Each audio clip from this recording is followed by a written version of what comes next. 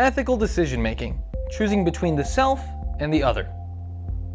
When talking about ethical decision-making, one has to be aware that there are two ways of approaching this process. The individualistic approach, or where a person is responsible for his or her own decision-making, and consideration is given first to how it affects the self, rather than the other. There is also what might be called the communal approach, or where members of communities are partially responsible for the behavior of their members, and thus make decisions based on that view.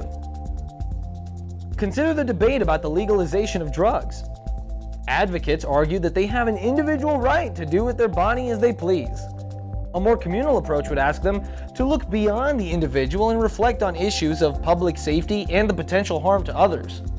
In addition, when the interests of the larger community are included in any debate, solutions can be offered. What kind of drug policies will promote the good of both the individual and the community? It can only lead to a greater understanding of the issue for both sides. Should the self or other come first when making decisions? The conflict between individual and community is not easily reconciled. Anthropologist Colin Turnbull has written about the Mbuti pygmies of the Congo.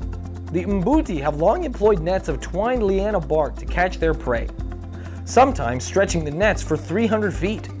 As Turnbull came to understand, Mbuti hunts were collective efforts in which each hunter's success belonged to everybody else.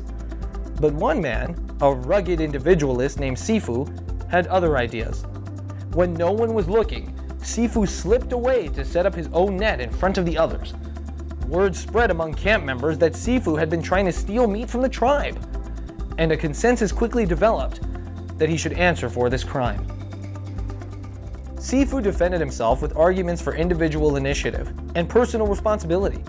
He felt he deserved a better place in the line of nets.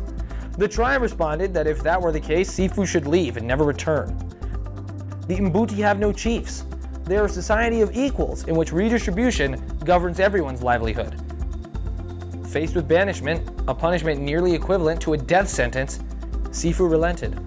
This ended the matter, and members of the group pulled chunks of meat from Sifu's basket. Among the Mbuti, as with most hunter-gatherer societies, equality is a system that enhances individual freedom.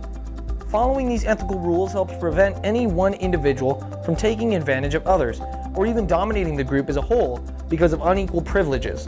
However, just as it is in our society, the negotiation between the individual and the group is always a work in progress. There are times when our willingness to consider both the good of the individual and the good of the community still leaves us in a dilemma, and we're forced to decide between competing ethical claims. Affirmative action programs, for example, bring concerns over individual justice into conflict with concerns over social justice. How does one decide? When facing such dilemmas, the weight we assign certain values will sometimes lead us to promote the common good. At other times, our values will lead us to decide on actions that will protect the interests and rights of the individual. But perhaps the greatest challenge in discussions of ethical decision-making is to find ways in which paradigms are designed to promote the interests of both.